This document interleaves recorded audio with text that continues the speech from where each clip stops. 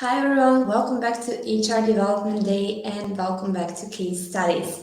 It's time to hear some amazing sessions in the upcoming minutes and it's time to talk about diversity and inclusion. In the next session, we are going to identify the ways to change the culture and embed inclusion in a systematic way. We're going to see how are these things done in Ergomed. It's my pleasure to welcome to this session Jasmina Punek from Ergomed. Hi Jasmina, how are you? Hi, hello. It's a pleasure to be here. Unfortunately, we cannot hear you. Can you please check your microphone? Are you muted or something like this? Mm.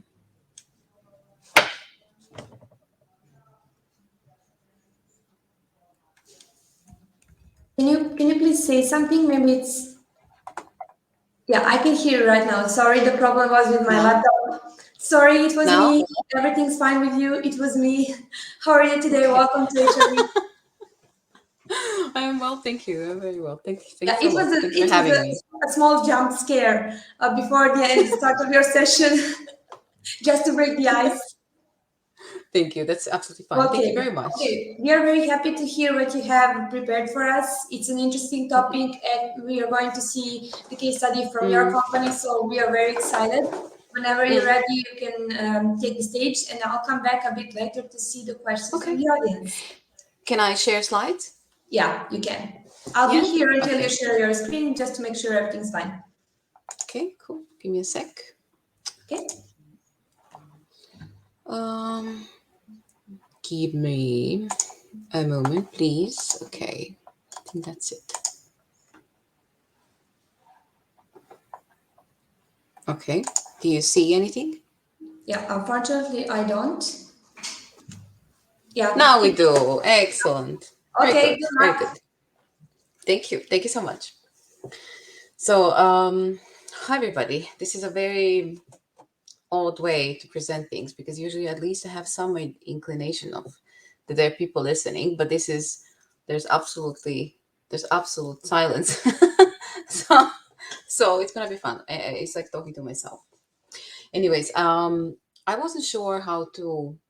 I mean, I wrote the text and the summary, and I wanted to talk about this. But then, when I started preparing myself on how to present and what's relevant to somebody else, I was a bit stuck because there is so much that I could say. But then again, does that make any sense to anybody else but me or to a particular company? I'm not sure. And I don't like to, and I don't like, I'm not going to now talk to you about what's inclusion or what's diversity. I don't think that's something that I need to tell you. I hope that's what you know by now. But in any case, just give me a sec. I want to move on. Anyways, from my experience, honestly, and I've had a lot of work, practical, hands-on work done on diversity, equity, and inclusion topics, and something that I've really um, experienced myself, and I've seen that a lot of my counterparts and the managers I've been speaking to have experienced themselves as well. That they're tired of constantly being chased and hammered on their numbers, on their targets, on succession plans. Do they include this? Do they include that? Talking again and again about implicit bias or what's diversity, what's inclusion. There's a term for that. It's called diversity fatigue. Um, as the conversation, it's coming up more and more to the foreground. A lot of companies and employees are becoming increasingly overwhelmed from participating in many of the programs that, well, often take a very long time and very often don't show signs of working in the end. They don't really show results without, in the end, forcing people to do something they don't want to do. And I think actually that there is a difference between our intentions and our actions, and that's why we fail. I think most people are very well meaning, have the best intentions when it comes to diversity and inclusion. But then often caring is not enough. We tend to fail at the actions, at the implementation. For leaders, it's even worse because when leaders fail in creating inclusion, the team has no chance in doing anything themselves. We often blind to our own actions. We are blind to our own biases, our cultural backgrounds. We don't have enough curiosity for others. We don't ask too many questions. We judge too quickly, etc., etc. I mean, I don't want to go into why we need diversity, why we need inclusion. I would hope that we are on the same page on this. But I'll then try to focus on what I've learned so far and what I've tried to implement in the company where I am today, and what I haven't been in Ergomed for that long. So I have to tell you, many of the things that you will see and the results, I'll show you some of the numbers that we have, um, are really something that's embedded in the DNA of the company itself, without too many programs, too many initiatives. It just happened because this is the company's culture, and it's incredible. To me, it's incredible. But let me go, then let's discuss, and let me run you through this. I mentioned in my introduction, or in the uh, move. Come on, move. I mentioned introduction, tokenism, and awareness building. This is something that's the easiest thing to do, right? We look at a board, we look at the senior management, composition, we look at the team's composition, and then we decide we're missing women, we have lack of cultural diversity, racial diversity, uh, whatever kind of diversity that we think we're lacking, and then we just one, two, three people, and then we put them on all the pictures, and it's great. That those are tokens. It means very little for the actual culture, or it meant very little for how people actually experience inclusion. Um, so that's why I think we need to stop relying so much on the words diversity and inclusion, because the kind of this modern institutional diversity that we have allows companies to pat themselves on the back for doing a few things, like implementing implicit bias trainings, or having a good ratio somewhere, while we actually failing short on the promises of creating an inclusive environment for the underrepresented employees. When I've seen mostly that company starts thinking seriously about diversity and inclusion when, as an afterthought, honestly, based on complaints, unhappy employees, bad reputation, perhaps sometimes even an exodus of underrepresented employees because they don't feel comfortable in a certain environment. And then action happens. Even when you think about it, the name itself, diversity and inclusion, kind of implies that the order is diversity and then inclusion. It's actually really, really not. It should be move. Okay.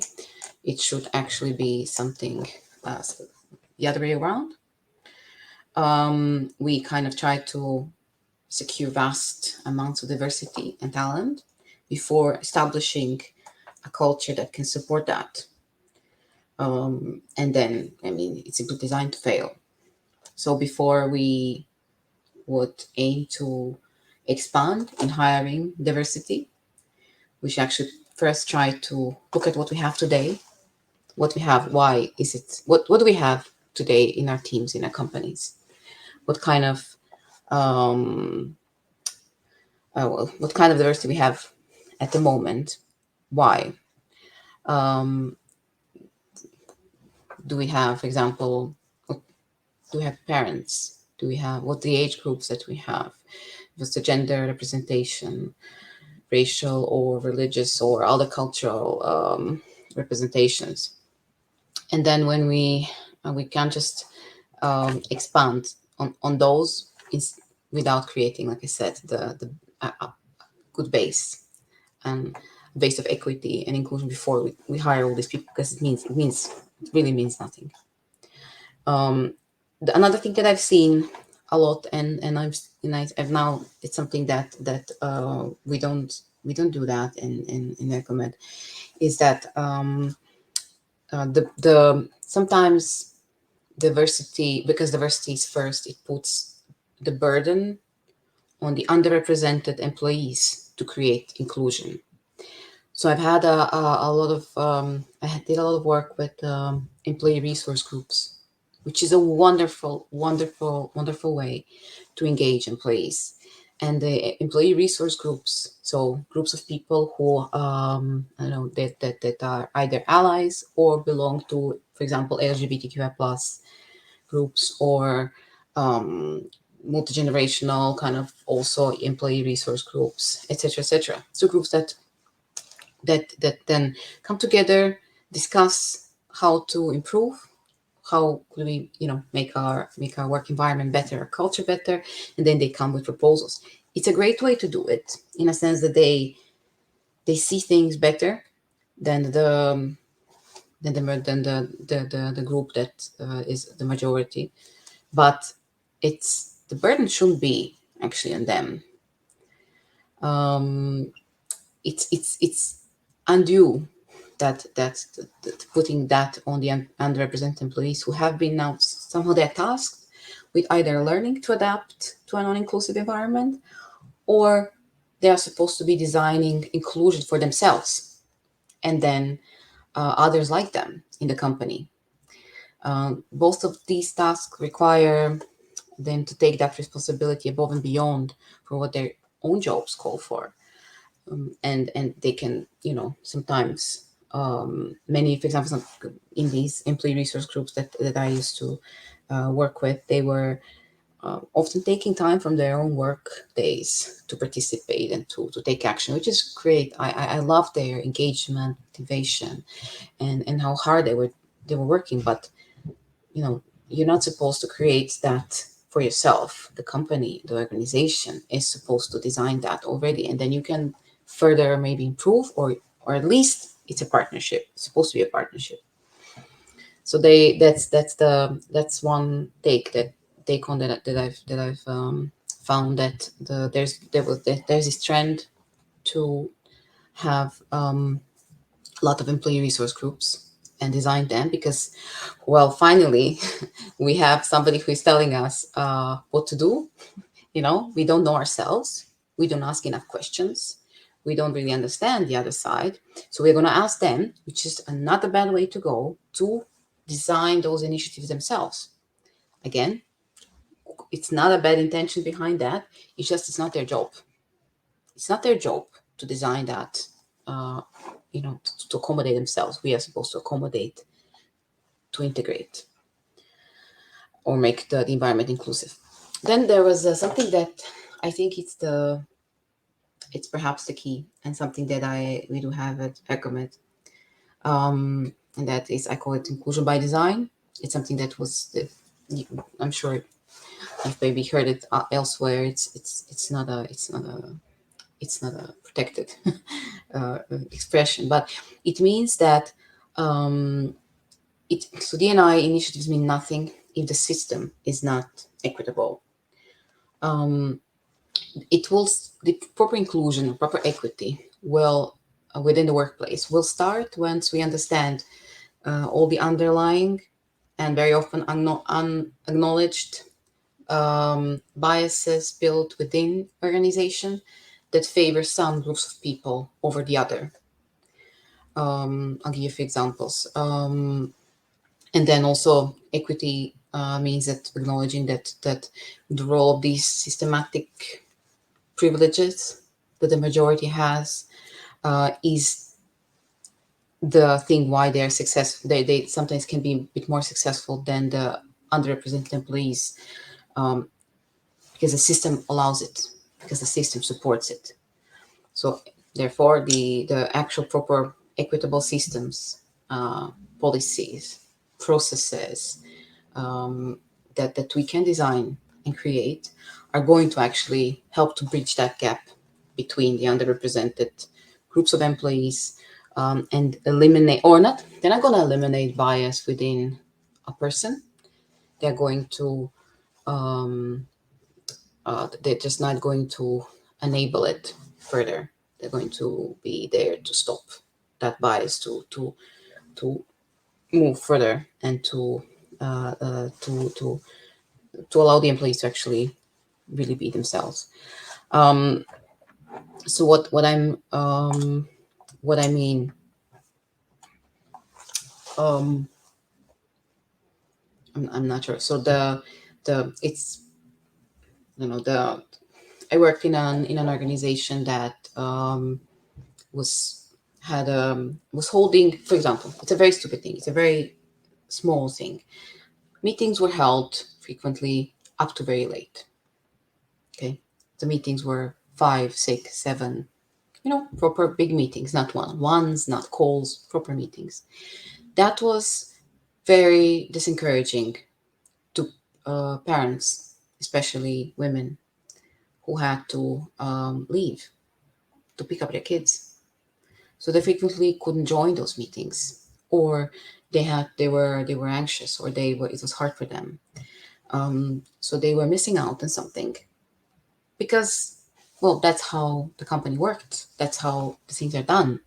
It's not it's not meant to be it's not meant to make somebody's life more difficult.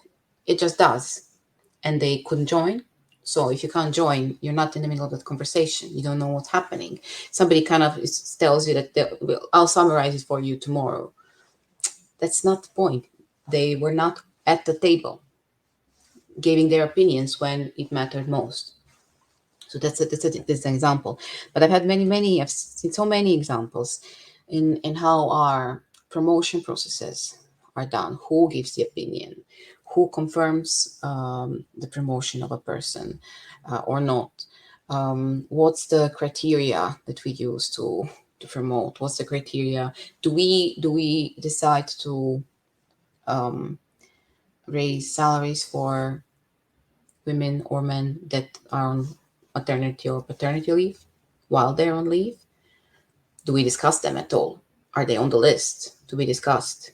So very often they're not on the list. Why would they be? They're not working, but then they are skipped again and again and again. That's exactly how a gender pay gap is designed, etc., etc. So we have there's so much that and there's so much that is just embedded into the process, embedded into an organization, and you think, well, that's how it's done. There's nothing malicious about it. It wasn't designed to discriminate originally, but it does, and we have to find it. And they're usually very small, very fine things that make this happen and allow this to happen. And then the underrepresented groups, the underrepresented people, are left out constantly. They would know, but it's not their job to know. It's not their job to change that. It's our job to find it and to recognize it, to ask questions, and to change it around. I'll just show you some things about Ergomed. I just noticed that I didn't finish my slide, so I will tell you verbally the rest of it. But I just want to show you something that happened before there was any structured, programmed action done. That just because the company and the senior leadership just believe this is the way to go, this is the right thing to do. So this is for example, just two examples. The company has its offices in over 25 countries. And there is a culture diversity is probably the point that we all need to work on the most. There are 45 different languages spoken within the company, and in regards to gender distribution, you see that there's the overall there's actually even the discrepancy towards the female colleagues. But in senior management, then again, there is the 63, 65, depends now which part of the company you look at. Even higher is actually what's wonderful. There is also more than just gender here. There is also age, diversity in senior leadership, as well as many different nationalities, and many other cultural diversities. I'm telling you, this is something that happened without a lot of effort. It just is. It's just the way that the senior leadership runs this company, and I'm very, very proud. And now we can only do better. What I can do now is only review, and I am reviewing all of all of the policies, all of the processes, the system itself, to see if there is anything left, anything at all that could be slowing down further progress, or making somebody feel that they are not included. So that's just want to give you a snapshot of that. But while working on the topics of diversity, equity, and inclusion for these years, I have to say that probably one of the biggest things that helped me personally to identify was the right thing to do for a particular team or a company or how to design inclusion was the work I did on myself. I kept constantly discovering how faulty I am, how wrong I am, how biased I am. From the words that I spoke, from the um, different ideas that I had, decisions that I was making, I kept discovering how I could do better. And this is something that you as an HR group have to do as well. I'm absolutely sure it's impossible. You have your own. Everybody has their own faults and biases. So it's my own learning. You know that one. It's very frequently used in trainings, but it's true. So we really need to extend to grow the number of tools in our toolbox. Time. Okay, I only have a few more minutes, but I thought that three things were the most important for me. I was trying to explore and find out what my own bias, my own culture identity is. And I needed to understand what my culture identity is, to know uh, why I'm basing some opinions. What's the base for my bias? My family, my country, my town, my school, the status of my family, etc., etc. I had to find out for myself, so I know where I'm weak and where I need to grow. Then I realized that I need to stop talking about being, gender blind, color blind. I don't know. I don't see diversity. I don't know. I treat everybody the same. That's wrong, actually, because people have their own unique backgrounds. They have the reasons why they are where they are today is because they were treated differently. And now you come to them and tell them, no, you're the same as everybody else. No, I'm not the same. I had my own experiences. I was hurt. I was skipped over. I was called names. You can't just tell me I'm the same. I'm not the same. So rather, we acknowledge those differences. We acknowledge what's wrong between us, and then that's the first step in kind of finding common ground and understanding each other. So stop telling everybody that you don't see color, or you don't see race, or you don't see gender. That's really that's just hurtful to people who are different. And then acknowledging the power in our own privilege, I had to come clean with myself and understand what it is that where is my privilege, what can I do and get away with, where what's my that asset that I have that some others don't have. And then I try to use it. I try to use my privilege and my power to kind of to help others. And by understanding what it is, i'm not being I'm not insulting others also by saying I have no privilege, I have nothing. I'm just like everybody else. I'm not. I have my privilege, and I have to understand it, so I to know where I might be hurting somebody else. I think we kind of are at the end with our time, if I'm not wrong. Does anybody have any questions? Would you like to comment on something? Can I be a bit more specific with you? on anything, I would be happy to. Yeah, unfortunately, we run out of time, but we have time for maybe like a very short answer on one Okay, question thank from the you. audience. It Hmm. says, how can we reduce stereotypes and prejudice in companies? So let's go very short and Hmm. move on to next sessions. Okay. Well, it's a very broad question. Yeah, The stereotypes and biases are very specific. What we can do is to we won't be able to change somebody's attitude. So people have their attitudes, they have their histories, they have their way, they have reason why they think what they think. What we can try to do is between the two different groups, try to find a common ground. I found that persuading people that they're wrong makes no difference. They believe what they believe. You can show them and have them experience what's different about the other groups, get to know them, be curious about them. That's one way. The other way is to try to find common ground.